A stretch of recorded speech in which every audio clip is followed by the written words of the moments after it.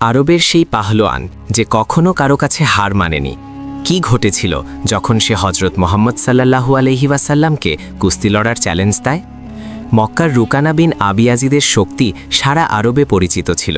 সে কখনো হারত না এবং তার মধ্যে অহংকার তৈরি হয়েছিল।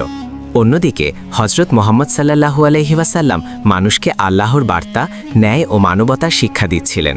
রুকানা ও তার মতো অনেকেই এতে উপহাস করত। একদিন রুকানা শিকারে গেলে তার সাথে হজরত মোহাম্মদ সাল্লাল্লাহু আলাইহি ওয়াসাল্লামের দেখা হয়। রাসূল সাল্লাল্লাহু আলাইহি ওয়াসাল্লাম তাকে ঈমানের দাওয়াত দেন।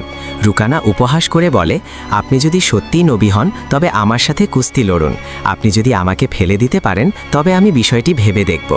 রাসূল সাল্লাল্লাহু আলাইহি ওয়াসাল্লাম মুচকি হেসে রাজি হলেন। মক্কার লোকেরা জড়ো হলো। কিছু মুহূর্তের মধ্যেই হজরত মোহাম্মদ সাল্লাল্লাহু আলাইহি ওয়াসাল্লাম সামান্য চেষ্টা ছাড়াই রুকানাকে মাটিতে ফেলে দিলেন। রুকানা অবাক হয়ে গেল। সে দুবার তিনবার চেষ্টা করল, কিন্তু প্রতিবারই একই ফল। তার চোখ থেকে অহংকার দূর হয়ে গেল।